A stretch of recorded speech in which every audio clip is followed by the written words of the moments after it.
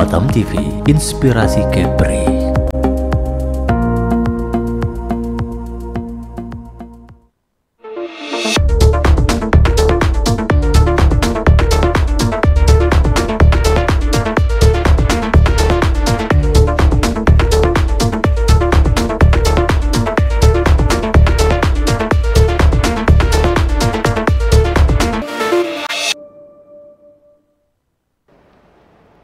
Assalamualaikum warahmatullahi wabarakatuh. Selamat siang pemirsa Batam TV, kembali hadir bersama saya Friska Yunita Ashari dalam dialog khusus yang akan membahas seputar informasi dengan para narasumber yang luar biasa.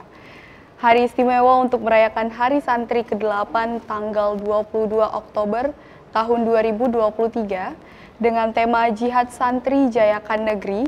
Ini adalah sebuah wujud penghargaan dan apresiasi atas peran dan kontribusi yang sangat penting yang diberikan oleh para santri dalam membangun negeri ini. Tema Jihad Santri Jayakan Negeri mengingatkan kita akan semangat dan dedikasi para santri dalam mengejar ilmu, berkontribusi kepada masyarakat, dan menjunjung tinggi nilai-nilai keagamaan.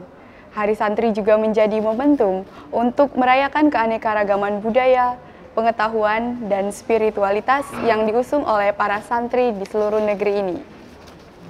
Dialog untuk merayakan Hari Santri dengan tema Jihad Santri Jayakan Negeri bersama Bapak Saiful Hadi Wasyari SPDI yang merupakan Ketua Umum Hari Santri Nasional Kota Batam 2023. Halo Bapak, selamat siang Bapak. Selamat siang, Assalamualaikum warahmatullahi wabarakatuh. Waalaikumsalam warahmatullahi wabarakatuh. Gimana Bapak kabarnya? Alhamdulillah, baik, sehat. Ya, Pak Saiful ini merupakan pimpinan Pondok Pesantren Medina Ummah Cendikia Batam yang berlokasi di Villa Teluk Angin, Sekupang. Tidak hanya itu, pengalaman beliau juga sangat banyak. Beberapanya yaitu ada menjadi Kepala Asrama SMA Unggulan Dai Anur, seorang Indramayu pada tahun 2007 sampai 2010 ya Pak. Kepala Asrama Insan Cendikia Madani BSD Serpong, Tangerang Selatan tahun 2011 sampai tahun 2012. Kepala SMP Insan Cendikia Madani BSD Serpong, Tangerang Selatan di 2012 sampai 2013 ya Pak. Pendiri dan pimpinan Pondok Pesantren Tafiz dan Sains Ulul Ilmi Cendikia Batam di tahun 2018 sampai 2020. Bapak juga merupakan konsultan pendidikan beberapa pesantren boarding di tahun 2021 ya Pak. Dan sekarang Direktur Pengembangan Akademik Insan Cendikia ya Pak ya. Oke. Mungkin kita langsung saja Pak ke dialog kita. Mungkin sebelumnya selamat Hari Santri yang ke-8 ya Pak. Terima kasih. Kira-kira apa nih Pak yang membuat tahun ini lebih istimewa dari perayaan-perayaan Hari Santri di Kota Batam? Ya, terima kasih kepada Ibu yang sudah mengundang kami selaku panitia Hari Santri Nasional Kota Batam tahun 2023. Memang ada hal yang berbeda dari tahun-tahun sebelumnya. Tahun ini kita memang mengadakan Hari Santri ini lebih meriah. Karena memang tahun-tahun sebelumnya kita tahu semua bahwa kita mengalami kondisi yang sulit ya, yaitu COVID itu, sehingga kita juga terbatas dan dibatasi gitu. Maka tahun ini alhamdulillah kita sudah lepas dari itu, maka kita ingin Batam ini menjadi contoh kegiatan-kegiatan santri yang memang berbeda dengan kota-kota lain. Makanya untuk tahun ini kita mengadakan paling tidak itu ada 3 kegiatan besar. Yang kita adakan tahun ini dan belum ada tahun sebelumnya. Yang pertama kita mengadakan lomba olahraga untuk seluruh santri sekota Batam. Perlu diketahui semua bahwa di Batam ini jumlah pondok pesantren itu ada 69 yang terdata ya, yang berizin gitu, yang keluar izinnya. Sedangkan yang belum keluar masih banyak lagi. Sehingga di Batam ini kalau dikalkulasikan seluruh santri yang ada di Batam itu sekitar 10.000 santri. 10.000 santri. Ini kan jumlah yang besar ya. Kalau kita jadikan satu himpunan itu sangat besar dan himpunan yang positif pastinya santri. Maka kemarin ketika lomba kita adakan yang ikut tuh 1.000 santri mewakili pondok-pondok yang ada di Batam. Terus yang kedua kita mengadakan acara chemistry, kemah silaturahim santri. Kita juga kumpulkan seluruh pondok, masing-masing pondok yang ada di Batam, bahkan ada yang dari luar Batam, dari Bintan, Tanjung Pinang yang ikut kemah kita. Kita kumpulkan di satu tempat kemarin tanggal 15 sampai 17 di Nufasa Bay Nongsa itu. Kegiatannya silaturahim dan lomba-lomba islami dan seni gitu ya. Tujuannya supaya kita sesama santri saling mengenal, saling mengetahui sehingga saling bersinergi lah antar kita. Yang ketiga insya Allah besok kita akan mengadakan upacara Hari Santri Nasional di Alun-Alun Engku Putri. Diikuti sekitar 7.000 sampai 10.000 santri. Nanti insya Allah nanti Batam TV boleh meliput juga. Oke, Insya Allah, karena baik. banyak yang insya Allah yang akan hadir gitu. Itu agenda kita yang besar. Tapi sebelum itu kita juga perlu ketahui apa itu santri. Jadi orang selalu mendengar kata santri. Tapi mungkin banyak yang nggak paham santri atau tidak meletakkan pada tempatnya definisi santri itu. Santri itu kalau di Wikipedia ya, yang umum lah, santri itu adalah sebutan seseorang yang belajar agama di pesantren atau belajar apa saja di pesantren gitu ya. Sehingga kalau pesantren otomatis mereka nginap. Jadi santri itu adalah seseorang yang belajar ilmu agama ataupun umum yang menginap di satu lembaga tertentu gitu. Sehingga ketika ada seseorang yang belajar agama tidak menginap, maka tidak disebut santri. Maka dalam pondok itu syarat suatu lembaga disebut pondok itu pertama ada kiainya, ada pimpinan pondoknya, ada pengasuhnya. Dan pengasuh itu harus 24 jam di dalam pondok. Kenapa? Karena mereka lah yang beliau nih yang harus tahu semua kegiatan anak. Yang tanggung jawab terhadap apa yang terjadi di pondok. Yang kedua, apa yang harus ada dalam pondok? Santrinya. Kalau ada kiai santrinya nggak ada, ya ngapain kiainya kan gitu. Santrinya apa? Ya belajar, menginap di situ. Belajar yang ada di pondok. Boleh bisa agama, bisa umum gitu ya. Pasti pesantren yang mengajarkan agama. Yang ketiga ya ada tempatnya, ada asramanya. Sehingga itu disebut pondok.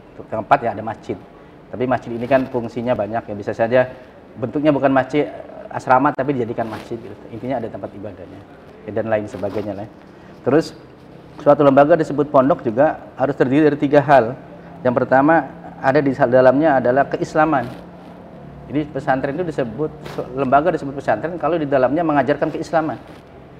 Jadi kalau ada lembaga boarding yang berasrama tapi tidak mengajarkan keislaman, tidak disebut pesantren, disebutnya boarding gitu.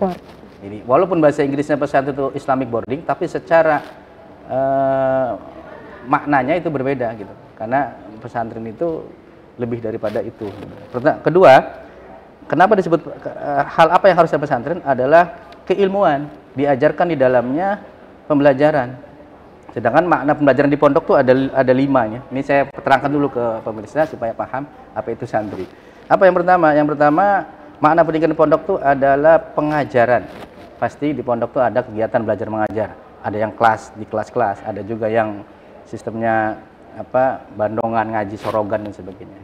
Yang kedua adalah pembinaan. Santri itu dibina di asrama, diajarkan bagaimana cara memakai sarung yang benar, diajarkan bagaimana mencuci yang benar, bahkan diajarkan hal-hal yang sepele-sepele, ya, merapikan lemari, merapikan ranjang, itu kan dibina sampai yang besar, sampai bagaimana berakhlak yang baik, gitu ya. Yang ketiga, makna pendidikan di pondok itu adalah pembiasaan.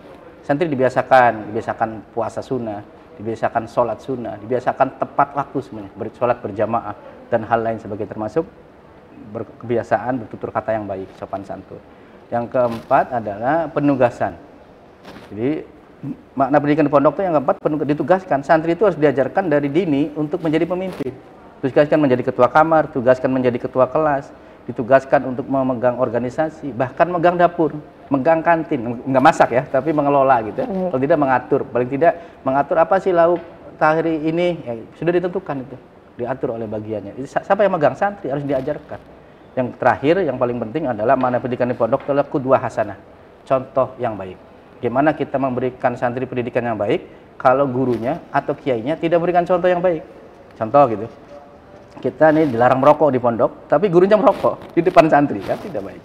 Atau mohon maaf, pimpinan pondoknya tidak di dalam pondok, padahal dia 24 jam santri di pondok, pimpinan pondoknya punya rumah di luar gitu.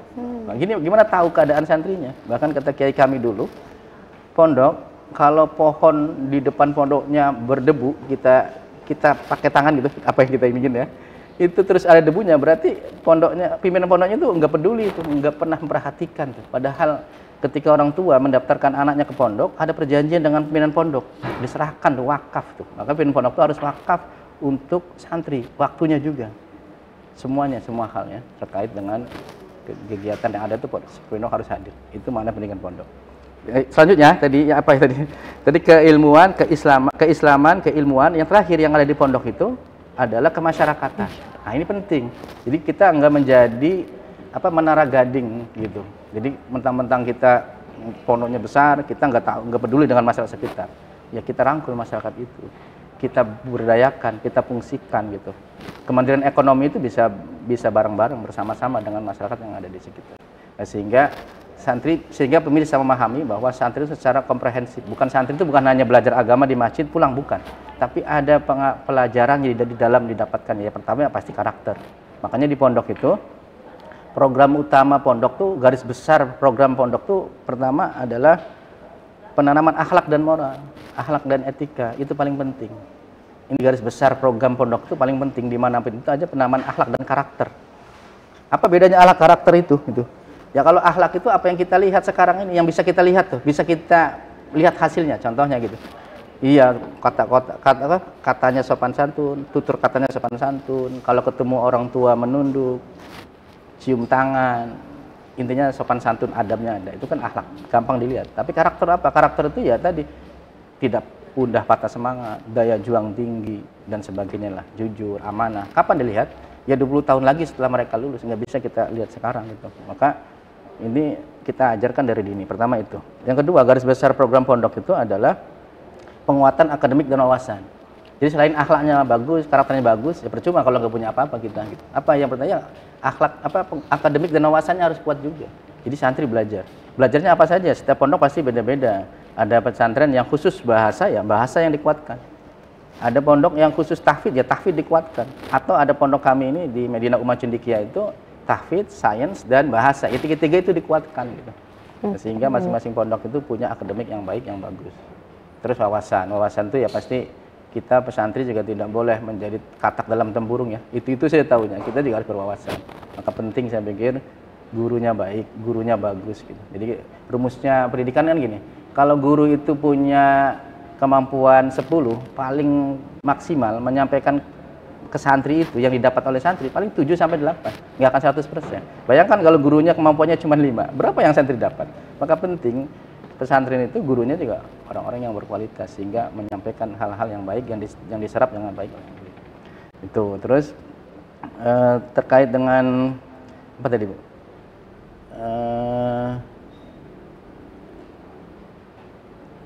Tentang tadi apa sih? Ini melebar kemana-mana gitu. Nggak masalah Pak, mungkin ternyata banyak banget ya Pak ya dari pembelajaran yang didapat ya Pak kalau menjadi santri gitu. Jadi nggak hanya belajar karakter. Itu yang selanjutnya ya. Semoga saya ingat, nanti saya lupa lagi itu. Penanaman akhlak dan karakter, penguatan akhlak wawasan. Yang ketiga itu pengembangan minat bakat dan life skill. Nah ini santri juga harus bisa itu. Masing-masing punya bakatnya, punya minatnya, life skillnya juga harus diajari. Saya pikir ya setiap pondok pasti punya prioritas masing-masing ya. Ada pondok yang prioritasnya di eskul gitu. Dia kuatkan di olahraga, kuatkan di pramuka, kuatkan di drama. Tapi ada yang menguatkan di akademik. Tapi paling tidak semua santri itu menguasai itu lah gitu. Bisa lah mengetahui dan bisa bertindak gitu. Itu berarti tidak hanya belajar tentang ilmu keislaman saja, tapi di sana juga belajar tentang bagaimana berkarakter yang baik ya Pak ya. Terus juga life skill juga diajarkan. Makanya ada pertanyaan tuh ya.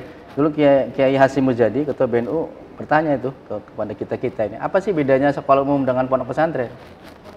Coba kira-kira apa ya? Apa bedanya pondok pesantren dengan sekolah umum?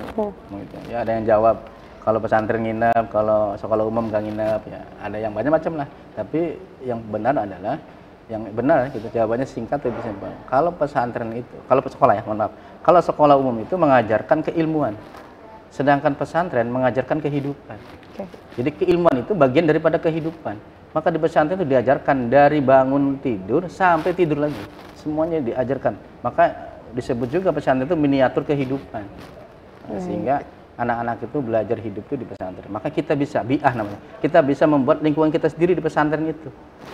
Kita bisa mengatur. Contoh gitu, di Batam adalah kata-kata yang biasa anak-anak Batam keluarkan, kau, bodoh. Di pondok bisa dihilangkan itu karena lingkungan kita yang kita bisa kontrol. Jadi namanya bi'ah. Baik, terima kasih Bapak. Berhubung dengan tema Jihad Santri Jayakan Negeri ini merupakan tema yang sangat inspiratif ya Pak. Mungkin bagaimana kita dapat menggambarkan kontribusi santri ini dalam mewujudkan negeri yang jauh lebih baik lagi Pak? tema ini kan tema yang tahun ini ya, tahun ini kayaknya keluarnya juga agak telat tuh. Tema itu keluar baru-baru ini juga, seminggu sebelumnya. Tapi ketika disampaikan bahwa maksudnya apa, maknanya banyak, pasti punya filosofi. Tapi filosofinya adalah bahwa semoga santri-santri ini selalu berjuang untuk kejayaan negeri dengan semangat jihad. Jihadnya pasti bukan jihad perang memanggul senjata ya, tapi jihad intelektual. Di era global ini kan, apalagi kita tahu lah sekarang nih eranya semuanya era digital ya. Santri juga harus melek digital gitu. Tapi secara makna paling tidak ada dua itu. Jihad santri, jaya ke negeri itu dua. Pertama secara sejarah historis, yang kedua secara konstekstual gitu. Kalau secara historis ya pasti kita harus akui bahwa jihad santri ini adalah mengenang kembali bagaimana perjuangan dan resolusi jihad Kiai Haji Mbah Hashim Asy'ari ketika melawan penjajah, memerdekakan Indonesia. Saya pikir itu makna yang pertama. Yang kedua konseptual ya zaman sekarang nih, jihad kita ini sekarang bukan lagi jihad seperti zamannya Kiai Hashim Asy'ari yang memanggul senjata mengusir penjajah, tapi adalah bagaimana kita bisa mewarnai negeri dengan jihad intelektual. Jadi santri itu ketika keluar pondok ya bisa berperan aktif di masyarakat, bisa bagaimana merubah suatu masyarakat gitu, untuk hal-hal yang positif. Sehingga santri juga, makanya santri itu saya pikir harus lebih daripada non santri. Kenapa? Karena 24 jam loh di dalam, dididik, dibina dan belajar, dikontrol setiap hari, sehingga harus lebih baik daripada yang lain. Maka secara konseptual ya bagaimana jihadnya santri itu, jihadnya jihad intelektual. Untuk siapa? Ya untuk kejayaan negeri, untuk Indonesia gitu. Oke, baik Bapak. Tadi kan Bapak menyebutkan kalau ada program chemistry ya Pak, atau kemas silaturahmi santri di Nufasabai Nongsa. Itu merupakan salah satu inisiatif yang luar biasa. Sebenarnya apa yang diharapkan dari kegiatan ini dan bagaimana itu akan memperkuat persatuan di antara santri-santri yang ada di Batam, Pak? Chemistry itu singkatan dari Kemah Silaturahim Santri. Ini kalau sebenarnya kita ini sudah 3 kali mengadakan, tahun 2016 tapi oleh pondok kami, tahun 2021 kebetulan saya juga ketuanya. Nah, sekarang tahun 2003 kita adakan lagi. Nah, perlu diketahui sebelum saya lanjutkan bahwa kegiatan Hari Santri itu adalah hajatnya Kementerian Agama. Nah, dalam hal ini Batam lah ya, Kota Batam. Bapak Dr. Zulkarnain lah kepala kementeriannya, yang nanti yang diserahkan kepada FKPP. Di Batam tuh ada namanya FKPP, Forum Komunikasi Pondok Pesantren, yang menaungi seluruh pesantren yang ada di Batam. Nah, FKPP membuatlah panitia. Nah, kamilah yang terpilih sebagai yang ditunjuk, diamanahi untuk menjadi panitia. Dan kami sudah merumuskan, mensyarahkan program-program apa saja. Yang 3 itu, salah satunya chemistry. Nah, kemah ini memang butuh effort yang besar karena mengumpulkan seluruh santri yang ada di Batam. Tidak semua santri, karena kita minta perwakilan pondok tuh 2 tim, minimal 2 tim mengirimkan gitu. Tujuannya apa? Tujuannya kalau kita kenal sesama santri di luar, di lapangan contoh lomba olahraga, ya sekedar olahraga selesai. Kalau ini kan menginap, sehingga santri itu bisa mengenal, saling mengenal, bisa bersilaturahim, bahkan bisa mengenal satu pondok dengan pondok lain tuh, apa kelebihannya gitu, gimana karakternya, gimana disiplin anaknya, bahkan tahu bagaimana itu alirannya, madhabnya ya. Masih kan di pondok di Batam ini kan banyak pesantren yang berbeda-beda. Maksudnya berbeda begini, ada pesantren yang kecenderungannya ke NU gitu, amaliyahnya, ada yang ke Muhammadiyah, ada yang ke Salafi, ada yang ke Tabligh. Itu kan kita jadikan jadi satu di chemistry, bahwa kita ini santri sama loh. Tujuan kita tuh sama tadi tuh, jihad negeri jaya ke negeri tuh, membangun Batam loh. Ayo bareng-bareng kita saling mengenal di sini. Maka kemarin kita kumpulkan itu ada sekitar 1000 santri lah. Kita kumpulkan, kita ada acara perkenalan antar santri, antar ustadz-ustadznya, bahkan mereka akrab itu. Dan alhamdulillah kita kemarin disponsori oleh Densus 88. Beliau memberikan pialanya, hadiahnya gitu ya. Kita sebagai anak negeri lah, kita pasti kerjasama dengan siapapun itu yang mau bersama dengan kita. Oke, baik, terima kasih. Baik pemirsa Batam TV, semakin menarik pembicaraan kita siang hari ini, tapi akan dilanjutkan kembali setelah jeda pariwara berikut ini.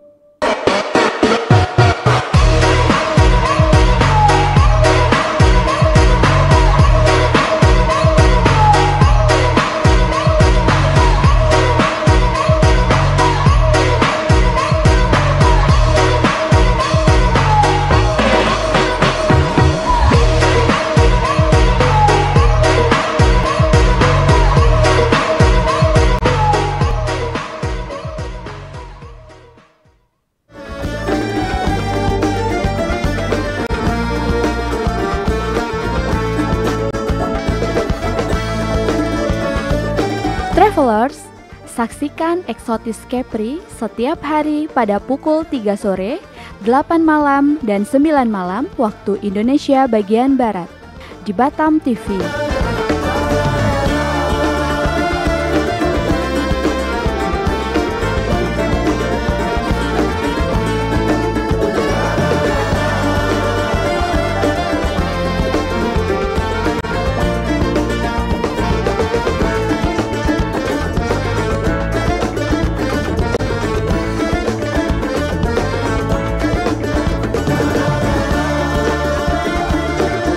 Nikmati keindahan destinasi wisata di Provinsi Kepri.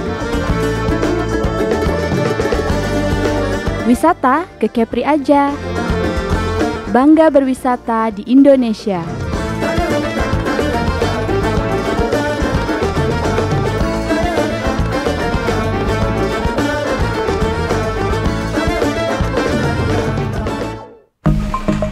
Batam TV, inspirasi Kepri.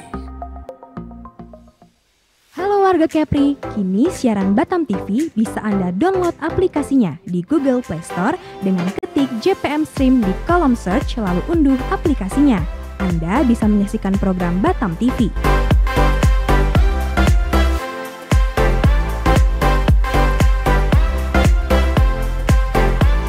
Jadi tunggu apa lagi? Semua informasi Kepri, kapan saja, di mana saja, ada di genggaman tangan Anda.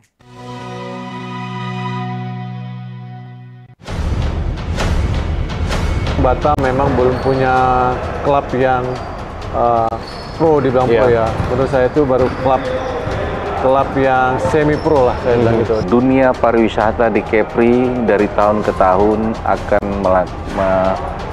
meningkat apabila Kepri sendiri diberikan perlakuan khusus oleh pemerintah pusat dalam hal ini tentang FOA itu sendiri. Dan kami sendiri mengalami hal-hal yang katanya sampai 2 tahun COVID, faktanya kami ekspansi. Faktanya kami melakukan terobosan-terobosan yang berapa investasi yang kami raih berhasil masuk. Adanya MOU baru yang disepakati oleh pemerintah Indonesia dan pemerintah Malaysia tentang pekerja domestik, Pak. Sadar nggak kita bahwa kita direbutkan oleh Malaysia dan Singapura? Dan mereka dengan cara mereka menghalang-halangi terjadinya transit di Indonesia.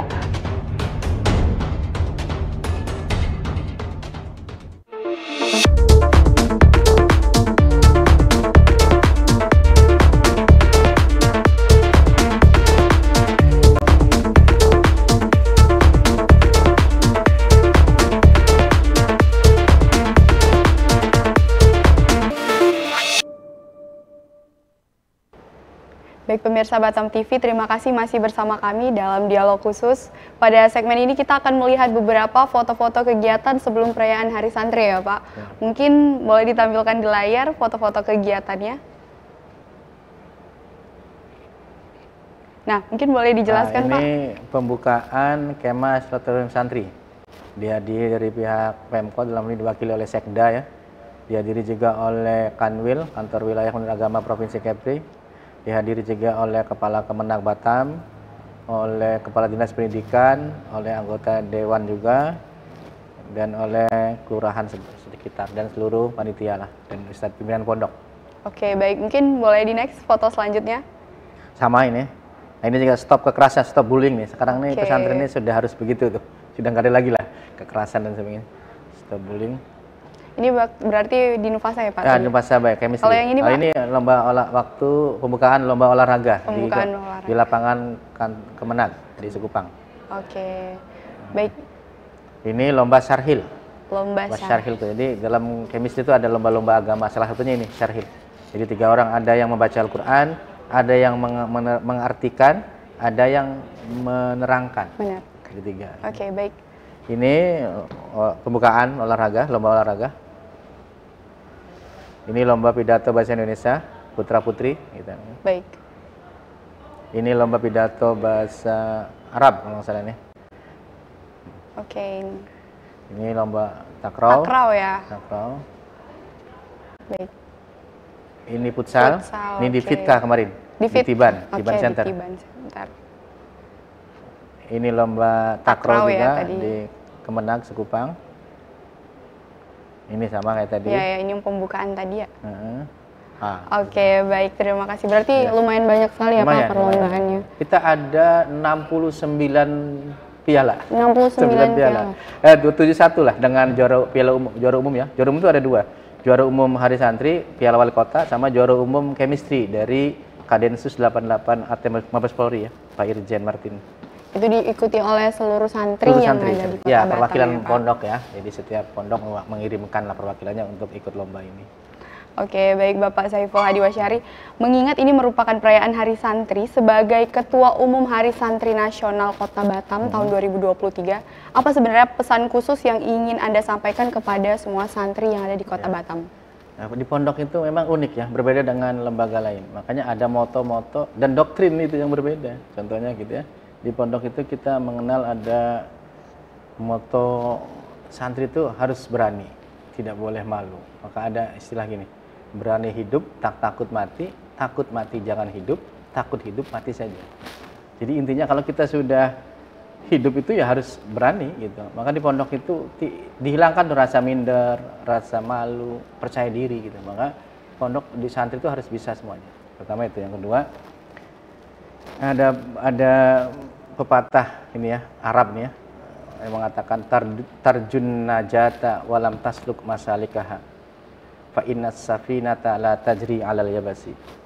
Jadi kalau kita mengharapkan kesuksesan itu, maka kita harus melalui jalannya itu. Nggak bisa kita jalannya, bukan jalan yang kita lalui gitu, prosesnya gitu ya. Karena apa? Karena tidak ada itu kapal laut itu yang berjalan di daratan gitu.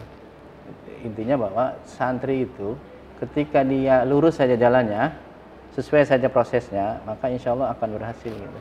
Jadi jangan melenceng-melenceng. Kan ada nih, santri ini baru kelas 3 di pondok, kayaknya nggak enak di pondok, nggak betah, bosen, inginlah di SMK. Ya, padahal tadi ada motonya kita di pondok itu. Bahkan ya di pondok ini ada hal-hal yang mungkin di luar tidak diajarkan. Ada siap dipimpin, siap memimpin. Jadi ya ketika jadi anggota ya siaplah dipimpin. Tapi ketika nanti sudah kelas besar siap jadi pemimpin. Maka kita didik dari dini santri itu bukan hanya pintar dalam ilmu agama, tapi juga bisa memimpin. Pesannya ya, ayo santri-santri semua seluruh Kota Batam khususnya ya, bahwa di Batam ini butuh banyak peran aktif kita gitu.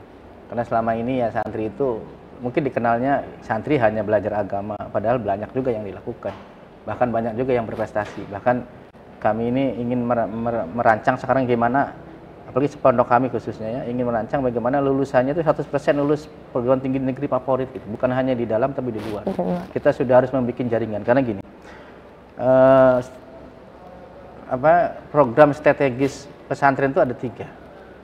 Pertama, membangun fisik, jadi fasilitasnya gitu ya. Kita bangun dulu fasilitasnya, gedungnya dibangun, kelasnya dibangun, asramanya dibangun, itu wajib lah ya. Gimana kita mau mondok kalau nggak ada gedung gitu kan. Pertama itu yang program strategis pondok ya. Yang kedua adalah membangun SDM. Siapa SDM itu? Ya gurunya, ya santrinya, itu yang kita bangun. Dibangunnya dengan berbagai cara lah ya. Yang ketiga yang paling penting lagi, setelah itu selesai, baru membangun networking, jaringan, tadi disebutkan itu. Jangan sampai kalau pondok hanya meluluskan santri, saya pikir semua orang bisa. Semua sekolah bisa. Sekolah asal-asalan pun santri lulus ya, lulus santrinya. Tapi apakah jadi tidak, kita nggak tahu kan. Maka yang paling penting itu networking, jaringan. Setelah lulus itu kemana? Siapa yang mengusahakan? Ya kita tanggung jawabnya gitu, pesantren. Dengan cara apa? Ya cari membuka jaringan. Nah, kayak contoh beberapa pondok itu sudah membuat MOU dengan kampus-kampus baik di Indonesia maupun luar negeri yang beasiswa. Kayak kami nih, kami di MUC itu sudah dapat beasiswa Al Azhar gitu, gratis. Dari berangkat sampai lulus gratis. Tempatnya disediakan, makannya disediakan. Kita buka jaringan MOU. Kemarin kita ke UTM Johor, ayo kita MOU, berapa jatah kita masuk ke sana. Ke UI, kita berapa jatah kita. Ke IPB, berapa jatah kita. Jadi kita yang menyiapkan. Sehingga itu tanggung jawab kita, bukan lagi tanggung jawab orang tua dan anak. Mending kalau orang tuanya mengerti, kalau nggak mengerti, nggak tahu aksesnya, kan susah juga. Nah, makanya sekarang paradigmanya bergeser, bukan hanya meluluskan, tapi bagaimana mengantar mereka sukses. Maka saya pikir santri-santri itu sekarang sudah banyak aksesnya ya. Kementerian Agama juga banyak memberikan peluang-peluang beasiswa gitu. Siapa yang mengarahkan itu ya pasti kita di pondok gitu. gitu. Oke, baik Pak.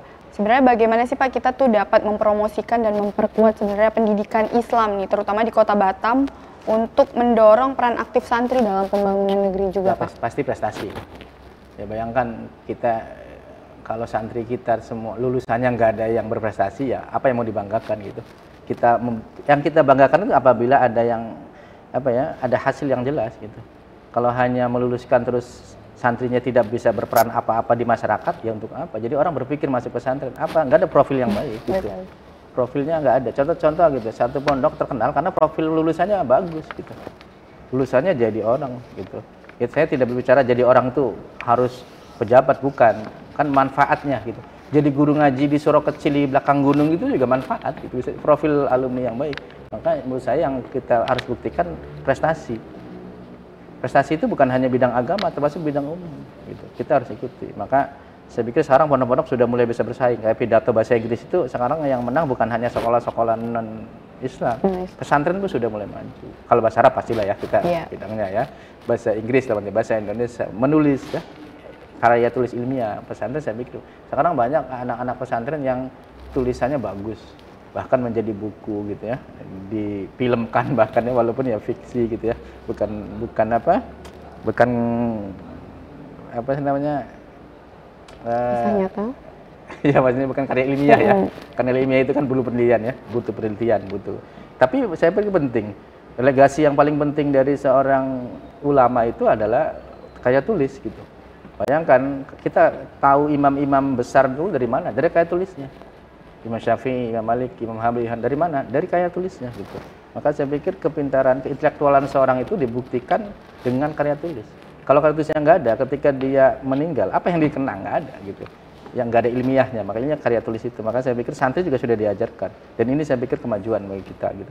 Bahwa santri-santri sekarang itu prestasinya harus ditingkatkan. Bukan hanya dengan antar pondok, dengan luar pondok pun harus bisa bersaing. Bahkan kuliahnya. Lulus dari pondok tuh jangan berpikir langsung kerja. Berpikirnya bagaimana? Ya kuliah bagus lagi. Kalau di Indonesia nggak bisa, di luar negeri. Saya pikir banyak di Batam juga banyak kampus-kampus bagus ya. Betul sekali.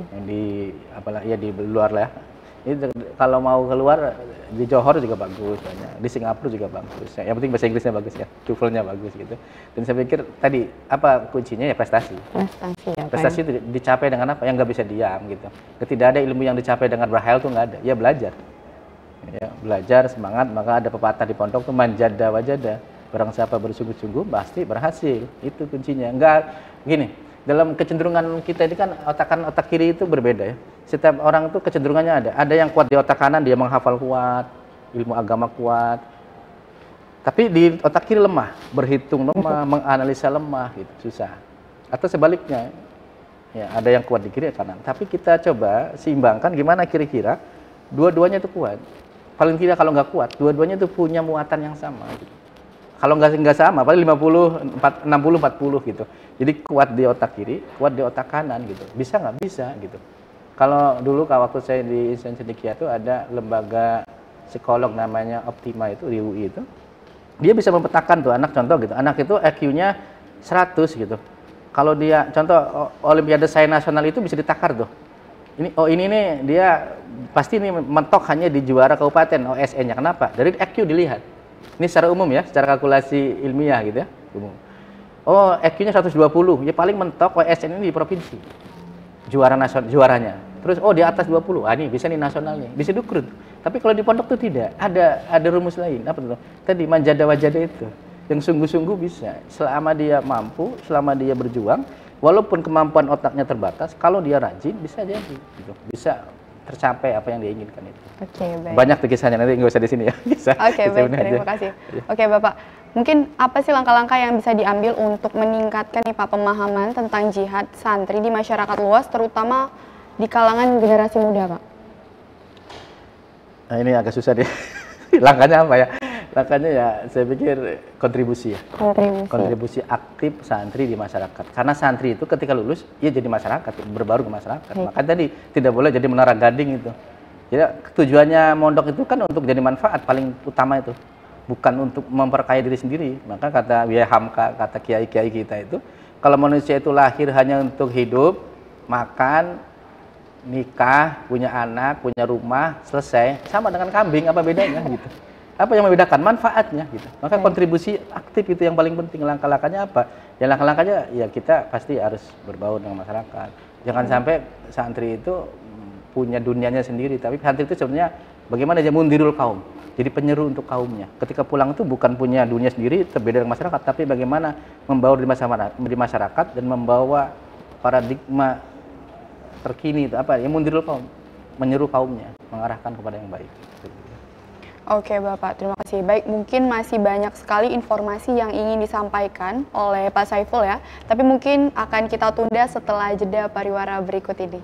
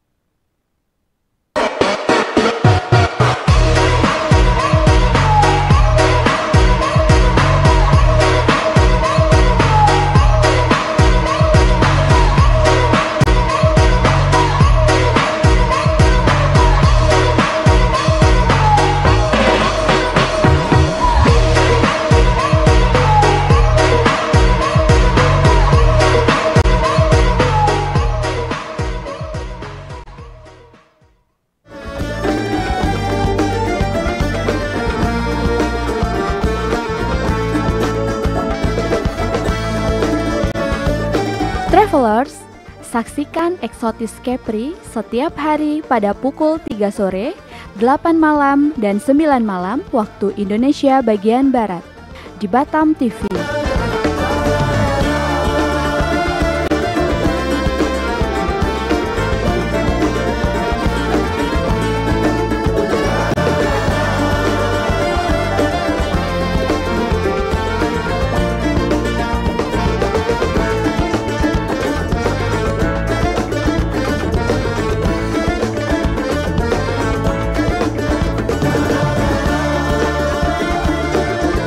Nikmati keindahan destinasi wisata di Provinsi Kepri.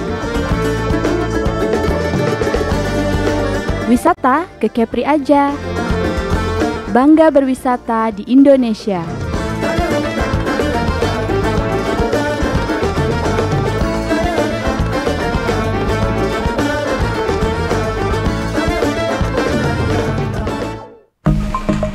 Batam TV, inspirasi Kepri. Warga Kepri, kini siaran Batam TV bisa Anda download aplikasinya di Google Play Store dengan ketik JPM Stream di kolom search lalu unduh aplikasinya. Anda bisa menyaksikan program Batam TV.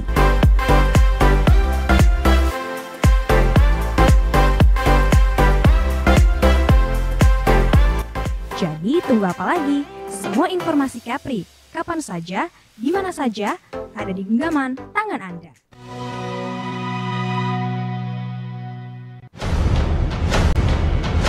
Batam memang belum punya klub yang pro dibilang pro ya. Menurut saya itu baru klub yang semi pro lah saya bilang gitu. Dunia pariwisata di Kepri dari tahun ke tahun akan meningkat apabila Kepri sendiri diberikan perlakuan khusus oleh pemerintah pusat dalam hal ini tentang FOA itu sendiri. Dan kami sendiri mengalami hal-hal yang katanya sampai 2 tahun COVID, faktanya kami ekspansi.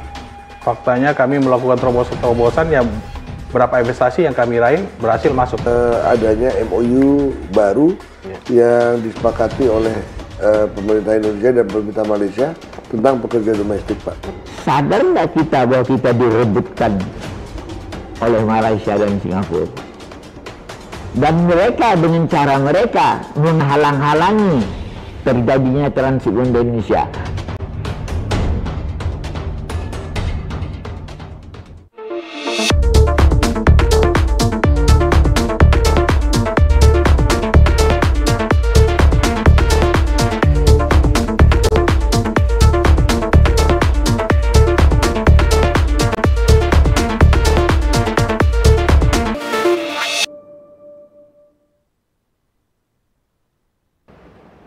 Baik pemirsa Batam TV, kembali hadir pada dialog khusus siang hari ini masih bersama dengan Pak Saiful.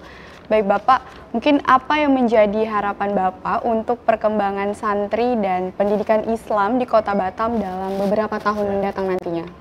Mungkin tepatnya perkembangan pesantren ya, karena berbanding dengan lembaga pendidikan Islam itu. Tahun ini memang bukan hanya di Batam ya, seluruh Indonesia itu semua mengeluh. Kenapa? Karena santri baru tahun ini semuanya menurun. Ada yang biasanya dapat santri baru itu 400, dapatnya 50 gitu. Biasanya dapat 100, dapatnya setengahnya banyak. Di Batam juga sama. Bukan hanya di luar Batam. Di Batam juga sama. Di Batam pun merasakan efek yang sama. Kenapa? Pasti ada hal-hal yang harus kita evaluasi gitu. Faktor eksternal pasti ada, faktor internal pasti ada. Sekarang bagaimana kita pesantren memperkuat dan memperbaiki, itu paling penting, bukan menyalahkan luar gitu ya. Saya pikir ketika kita ada sesuatu yang kurang ya bukan berpikir oh berarti ada masalah di belakang luar, bukan, kita juga harus memperbaiki itu semua gitu. Maka saya pikir bagaimana lembaga pesantren dan pendidikan Islam itu baik, bagus adalah evaluasi. Maka penting itu di dalam pesantren ada yang namanya rapat itu. Rapat itu untuk apa? Untuk mengevaluasi apa saja sih yang telah kita lakukan dan kurang, sehingga kita perbaiki dan bisa kita sempurnakan gitu. Yang kedua adalah briefing. Penting. Setiap segala sesuatu dilakukan harus punya perencanaan. Saya konsultan kebetulan. Saya beberapa tahun ini jadi konsultannya Pak Sandiaga Uno, Menteri itu. Kalau ke Batam juga kebetulan kita ketemu juga. Ada Pak Rosan Roslani ya, Dubes RI untuk Amerika, sekarang Wamen BUMN. Kita sebelum membuat pesantren itu ada FS namanya, Feasibility Study, studi kelayakan. Apa saja yang mau kita buat tuh, apa saja blueprintnya. Jadi yang mau kita cetak tuh santri seperti apa sih gitu. Jangan sampai kita bangun pondok asal yang penting ada uang, bangun jadi selesai. Saya pikir banyak yang tidak. Makanya rumus bangun pondok tuh ada dua. Ada al-bashar qabla al-hajar, ada al-hajar qabla al-bashar. Ada yang al-bashar dulu, atau dibalik ya, al-hajar qabla al-bashar. Membangun dulu baru nyari murid. Ini sistem hotel. Jadi kita bangun, punya banyak uang, bangun miliaran gitu ya, bangunnya bagus, asrama bagus, kelas bagus, selesai, baru kita cari santrinya. Ada juga konsep yang kedua, apa itu? Kita bangunnya disesuaikan dengan jumlah santri. Oh santri yang masuk 100, kita bangun 100. Oh yang masuk 20, kita bangun 20, disesuaikan dengan itu. Jadi ada konsep-konsep itu. Maka setiap pondok pasti berbeda-beda akhirnya gitu. Ada yang mohon maaf, tujuannya juga berbeda. Ada tujuan yang khusus, oh saya cukuplah ingin mencetak santri yang penting bisa ngaji saja. Oh saya ingin anak saya bisa ngaji, bisa kerja setelah lulus gitu. Ada, bahkan ada lab skillnya mungkin bukannya SMK gitu. Oh ada saya ingin ketika santri saya lulus, selain bisa ngaji, bisa ceramah, karena itu yang nanti akan dituntut oleh masyarakat pesantren tuh. Lulus pesantren nggak ditanyakan, bisa nggak futsal? Enggak lah gitu. Lulus pesantren nggak ditanyakan, bisa nggak main tenis meja? Ya enggak. Apa yang ditanyakan? Bisa ngaji nggak gitu? Bisa jadi imam nggak? Bisa ceramah nggak? Bisa khutbah nggak? Nah, kan tapi tidak cukup hanya itu saja, perlu ilmu-ilmu lain. Maka ada pesantren yang ingin ketika anaknya lulus, kemampuan dasarnya oke lah agama. Tadi ada kemampuan lain, apa itu? Dia bisa melanjutkan berperan seperti sekolah-sekolah umum. Ada yang jadi dokter, ada yang jadi macam-macam. Jadi apa namanya itu ya? Tidak hanya mencetak agamawan, tapi juga teknokrat gitu, ilmuwan semuanya. Karena sebagai dakwah itu kan tidak terbatas hanya satu tempat saja, di mana saja. Kalau kita memang misinya dakwah ya bisa di mana saja kita posisi kita gitu. Nah itu. Jadi saya pikir bukan hanya pesantren, lembaga Islam sekarang bagaimana caranya mengevaluasi ketika ada yang kurang. Apalagi di Batam ini saya pikir tahun-tahun ini sudah banyak berkembang ya, berdiri pesantren-pesantren dan lembaga-lembaga Islam yang bagus-bagus. Saya pikir semakin banyak tuh bukan semakin bersaing, tapi semakin bagus sebagai apa? Miniatur tuh, ada etalasenya. Jadi orang Batam tuh kalau mau cari pesantren gitu, tinggal lihat maunya kayak apa sih. Oh santri anak saya kalau lulus di pesantren maunya jadi ini, tinggal lihat tuh. Ada 70 pondok contohnya pesantren, tinggal lihat. Ada semua petanya ini. Kita punya peta gitu, ada blueprintnya masing-masing setiap pesantren tuh. Oh saya inginnya kalau lulus jadi polisi gitu. Oke, pesantren yang taruna gitu cari. Oh saya ingin anak saya lulus jadi hafid Quran. Cari pesantren yang khusus memang tahfidz, bagaimana 5 tahun atau 3 tahun hafal Quran. Oh saya ingin cari pesantren anak saya ketika lulus itu bisa masuk perguruan tinggi negeri UI gitu, ITB, UGM contohnya. Carilah pesantren yang memang menguatkan di bidang marvel science gitu, sehingga ketika lulus mudah untuk melanjutkan ke sana. Dan saya pikir ya itu adalah miniatur kita, etalase kita. Semakin banyak tuh semakin baik. Makanya kami ketika ada pesantren baru ya senang. Kenapa? Ya berarti ada tambahan referensi orang-orang Batam tuh ketika masukin pondoknya bisa dilihat tuh. Pilihannya mana yang cocok gitu. Bukan mana yang bagus. Semuanya bagus, semuanya baik, tapi mana yang cocok. Nah itu. Oke, baik Pak Saiful. Sebenarnya apakah ada rencana kegiatan lain nih Pak yang akan dilakukan dalam rangka merayakan Hari Santri yang dapat kita ikuti dan kita dukung Pak? Insya Allah besok tanggal 22 Oktober di Alun-Alun Engku Putri kita akan mengadakan upacara Hari Santri. Upacara Hari Insya Allah diikuti 7.000 sampai 10.000 santri. Kita kumpulkan semua nanti bersama Ibu Wakil Gubernur, Wali Kota Batam, Forkopimda, OPD, seluruh pimpinan pondok, seluruh santri. Kita kumpulkan semua. Kita ingin, ayo santri itu banyak, santri itu eksis. Jadi yang tadi saya sampaikan bahwa kemarin santri itu agak menurun karena faktor internal dan eksternal. Sekarang kita perlihatkan ke masyarakat bahwa santri juga eksis. Kita kumpul semua, berikan pesan yang baik. Perlihatkan bahwa kita ini adalah orang-orang yang bisa dibanggakan gitu. Maka kita kumpul semua insya Allah besok jam 7. Jadi kalau Batam TV mau meliput ya dipersilahkan ya. Insya Allah ramai acaranya. Jam 6 anak-anak santri itu sudah mulai berdatangan. Ya apalagi santri lah bangunnya lebih dini kan. Jam 3 sudah bangun. Maka insya Allah lebih cepat lah. Ya. Oke, baik Bapak. Mungkin terakhir nih Pak, apa sih sebenarnya pesan keseluruhan yang ingin Bapak sampaikan kepada seluruh santri dan masyarakat Kota Batam dalam memperingati Hari Santri besok nih Pak? Ya. Hari Santri ini kan pemberian hadiah lah ya, hadiah dari Presiden RI ya. Dalam hal ini Pak Jokowi ya, Pak Joko Widodo. Mulai pertama itu tahun 2015 adanya. Tapi di Batam itu mulai diadakan 2017 di Pondok Pesantren Darul Falah. Baru 2018 di Engku Putri dipusatkan sampai sekarang. Gitu ya. Jadi saya ingin terangkan sejarahnya Hari Santri di Batam gitu. Saya pikir ini kado terindahnya santri. Dulu kita kalau hari-hari lain gitu banyak gitu. Tapi santri sendiri yang notabene banyak juga berkontribusi dalam membangun negeri, apalagi kalau melihat histori dan sejarah kemerdekaan Indonesia itu tidak lepas dari perjuangan santri gitu. Makanya Jihad Santri Jayakan Negeri kan temanya itu sebenarnya mengenang historisnya gitu. Maka saya pikir ketika diapresiasi Hari Santri itu diberikan kepada santri ya harus dimanfaatkan dengan baik, dengan program-program yang positif, kontribusi yang baik, yang aktif gitu. Harapannya sih bagaimana sahabat santri khususnya di Batam ya bisa berkembang. Kalau sekarang 10.000 dari hitunglah kalau seandainya saya nggak tahu juga data di kementerian di dinas pendidikan ya. Tapi seandainya ada 100.000 usia siswa SMP SMA, kalau santri kita sekarang ini 10.000, berarti kan 10%-nya itu. Ya kalau bisa pesantren ini dengan mengevaluasi diri, memperbaiki kualitas, serapannya bukan hanya 10%, tapi bagaimana santri jadi 20% ya, jadi 20.000. Semakin banyak santri, saya pikir semakin banyak kontribusi kita untuk negara. Gitu. Itu yang pertama. Yang kedua,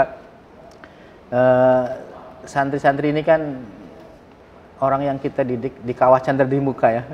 Orang tuanya nggak ketemu setiap hari gitu, dibatasi lah. Jajannya dibatasi gitu ya.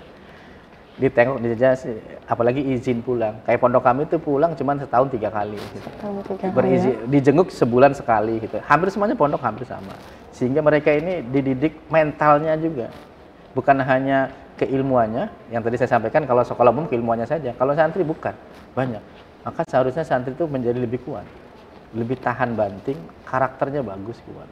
Karakter itu kan akan terlihat nanti. Kapan gitu? Ketika kita besar, amanah atau tidak, semangat juangnya ada tidak, putus asa atau tidak. Kapan dilihat? Bukan ketika lulus, nggak bisa dilihat tuh anak masih kelas 1 SMP gitu, kelas 1 7. Oh kamu karakternya baik, dari mana kita karakternya baik? Belum, gitu, belum teruji. Maka kapan? 20 tahun lagi ketika dia di masyarakat bermanfaat atau tidak, berkontribusi atau tidak untuk masyarakat. Nah, maka harapannya santri itu ketika lulus itu menambah lagi keilmuannya, tidak cukup lulus pondok selesai merasa sudah dipanggil ustadz sudah cukup. Padahal ustadz kan definisinya guru gitu ya. Ketika ada ustadz muda ngajar di pondok ya ustadz, walaupun mungkin keilmuannya masih biasa saja. Jangan cukup dengan itu. tambah lagi wawasannya, kuliah lagi bila perlu, jadi ya sampai tertinggi, puncak tertinggi di kampus. Baru setelah itu ke masyarakat mengabdi gitu ya. Sehingga ketika mengabdi ada ilmu yang disampaikan, bukan hanya itu saja. Terus tadi mental tadi ya, mental tuh harus santri itu kayak apa, buah kelapa lah ya. Dimanapun diletakkan tumbuh, dimanapun diletakkan bisa hidup. Makanya kata kiai kita dulu itu, orang yang biasa makan tempe, insya Allah nggak nolak dikasih daging. Tapi yang biasa makan daging dikasih tempe itu nolak. Jadi santri itu hidupnya harus susah dulu gitu. Jadi orang yang biasa dalam keadaan sederhana, bukan miskin ya, sederhana. Jadi menghadapi situasi apapun kuat gitu. Jadi sederhana itu bukan berarti miskin gitu. Maka santri dididik sederhana, jajan dibatasi, orang tua datang dibatasi, perizinan keluar dibatasi, sehingga mereka biasa mandiri. Maka penting kemandirian itu. Maka di dalam pondok itu, khususnya pondok modern itu punya panca jiwa itu. Ada keikhlasan, ya santri itu harus ikhlas diajar oleh gurunya. Maka kita agak miris kalau tiba-tiba ada santri atau murid ya yang melawan kepada gurunya, berarti nggak ikhlas tuh diajar oleh gurunya itu. Yang kedua ada kesederhanaan, sederhana. Ya, ingat, sederhana bukan berarti miskin. Sederhana itu bagaimana sikap hidup kita gitu. Jadi bisa jadi orang itu mampu, tapi karena sikap hidupnya yang sederhana, gaya hidupnya sederhana, itu kan tidak miskin berarti. Selanjutnya yang ketiga adalah ukhuwah Islamiyah. Ukhuwah Islamiyah itu ya persaudaraan antar kita. Penting di pondok itu penting dibangun. Apalagi zaman sekarang, saya pikir sudah tidak zamannya lagi kekerasan, bullying itu sudah tidak ada lagi. Terus yang keempat, kemandirian. Santri itu harus mandiri. Karena jauh dari orang tua, jauh dari rumah, maka diajarkan kemandirian. Yang kelima adalah kebebasan. Bebas itu bukan bebas tapi bebas berpikir. Bebasnya berpikir tidak dibatasi gitu. Makanya santri itu kalau bisa ya tadi buat banyak karya itu, karena bebas tuh. Bahkan ketika lulus dari pondok itu santri dibebaskan mau kemana silahkan. Kami di contoh pondok kami nih, kami sudah dapat nih jatah nih Al-Azhar contohnya 5 gitu. Tapi tidak semuanya diambil. Ada yang saya mau di kedokteran di USU karena orang Medan gitu. Nggak apa-apa, ya nggak apa-apa. Kebebasan dia memilih. Baik. Atau tiba-tiba, wah kami ini pondok NU, terus santrinya saya nggak mau jadi pengurus NU atau nggak mau tiba-tiba, ya nggak apa-apa, kebebasan dia. Kebebasan itu bukan bebas, tapi bebas berpikir. Nah, itu terus selanjutnya santri itu memang dituntut untuk bisa menjadi contoh. Siapa lagi sih yang akan ditiru contohnya oleh masyarakat kalau bukan kita nih yang belajar agama ini? Karena ya walaupun ya harus diakui ini otokritik untuk pesantren. Yang saya lihat ya, pesantren ini di Indonesia ini mubalik kondang ini ternyata banyak bukan dari pesantren. Ya, itu juga harus otokritik untuk pesantren. Padahal pesantren setiap minggu itu latihan 3 kali loh pidato itu. Maka harus ada yang diperbaiki gitu. Contohnya ya pasti materinya, isi keilmuannya. Jadi kalau di pondok kan diajarkan tuh ceramah itu mimiknya, gesturnya, gerakan tangannya. Tapi ketika nggak ada materinya, orang akan dengerin apa gitu? Apa yang didapat dari ceramah itu? Berbeda dengan hanya duduk, ceramahnya berbobot, isinya semuanya hikmah gitu, bagus, orang akan mendengarkan. Maka saya pikir itu penting santri itu untuk terus menambah keilmuannya. Tidak cukup hanya di pondok sudah keluar. Apalagi di pondok cuma 3 tahun, nggak lulus gitu. Alumni tidak lulus lah. Saya pikir maka untuk santri itu jangan pernah bosan, jangan pernah kenyang. Yang boleh tamak itu boleh, tapi dalam mencari ilmu. Karena dalam makalah itu ada kita tuh masih ada waktunya. Jadi, ya, kita tidak bisa mendapatkan ilmu itu kecuali dengan 6 perkara. Jadi syarat mendapatkan ilmu 6 perkara. Zakaun, ya normal. Normal itu dalam artian kita cerdas, otak kita normal ya. Wa khirsun itu tamak, rakus. Rakus itu boleh loh. Kalau rakus dalam urusan lain nggak boleh, tapi dalam mencari ilmu itu boleh. Anak-anak kita ini ada yang tidurnya jam 12, belajar dulu. Bangun jam 4, belajar lagi. Rakus dalam itu kan bagus gimana. Wastihadun, pasti semangat. Mencari wadirhamun, ya pasti orang tua lah urusannya ini. Sebagai santri nggak berpikir untuk mencari uang, tapi orang tua bagaimana berkontribusi untuk sama-sama bekerja sama dengan pesantren, ya mencari dana untuk pendidikan mereka gitu. Yang kelima, wasuhbatu ustadin, bagaimana dia bisa menghargai, bisa bergaul dengan gurunya. Yang keenam, tulu zamanin. Nah ini waktu yang panjang. Mencari ilmu tuh nggak bisa setahun, 2 tahun, 5-6 tahun, harus waktunya panjang. Nah, maka syarat mencari ilmu tuh, saya pikir anak-anak pondok itu ketika selesai pondok ya enggak, kontribusi di masyarakatnya harus lebih bagi dengan cara ya belajar lagi, ya, meningkatkan keilmuannya. Nah, untuk selanjutnya saya pikir untuk kita semua ya, untuk masyarakat khususnya Batam, bahwa di Batam ini banyak pilihan pesantren. Jadi kalau jauh ke Jawa karena susah transportnya ya, kalau sakit susah, kita banyak cerita lah, anaknya mondok di Jawa sakit harus ke sana, biaya lagi, berat lagi. Boleh di Batam, banyak pilihannya. Silahkan dipilih. Semuanya bagus, semuanya baik. Tinggal cocoknya di mana, gitu ya. Ada yang cocoknya, silahkan carinya di mana, maunya yang seperti apa. Makanya kenapa saya sampaikan, semakin banyak pondok semakin bagus, bukan malah semakin saingan, semakin bagus. Kenapa? Kita ada etalasenya itu. Kalau rumah kaca itu ya kelihatan tuh, oh ini pondok ini ada petanya. Dan saya pikir setiap pondok itu Pak harus punya visi misinya, harus punya blueprintnya, sehingga kita orang awam itu memilih. Orang yang nggak pernah pondok terus milih pondok itu kan ya harus detail melihat kayak apa sih gambaran pondok itu, sehingga kita bisa. Maka ya santri-santri, masyarakat lah khususnya, jangan takut memondokkan anaknya. Saya pikir pondok itu paling aman lah. Ada kasus-kasus saya pikir itu oknum ya, nggak banyak, berapa persen lah. Setiap lembaga pasti ada oknumnya. Insya Allah di Batam ini kebetulan kami juga sering komunikasi dengan pimpinan pondok, selama ini aman-aman saja. Jadi gitu. Maka terakhir mari kita dukung Hari Santri ini supaya sukses semuanya ya. Ini hari lebarannya santri lah. Wali santri di Batam ini 10.000 itu kali 10.000 kali 2 berarti 20.000 itu belum yang saudara-saudaranya. Ya, ikutlah meriahkan, doakan kami, doakan santri-santri, semoga ilmunya manfaat ya. Semoga berkah, paling penting berkah. Amin, amin ya rabbal alamin. Itu mungkin dari saya. Baik, terima kasih Pak. Pertanyaan tadi sekaligus menjadi penutup perjumpaan kita pada dialog khusus yang hari ini. Acara peringatan Hari Santri ke-8 dengan tema Jihad Santri Jayakan Negeri. Dialog ini telah membuka pintu wawasan kita tentang peran penting santri dalam kemajuan negara dan masyarakat. Semangat santri dalam mengejar ilmu, berkontribusi dalam masyarakat, dan menjunjung tinggi nilai-nilai keagamaan adalah sebuah inspirasi bagi kita semua. Terima kasih kepada Bapak Saiful Hadi Wasyari selaku Ketua Umum Hari Santri Nasional Kota Batam 2023 atas waktu hadir di Studio Batam TV. Saya Friska Yunita Ashari, izin pamit undur diri, sampai jumpa pada dialog khusus selanjutnya.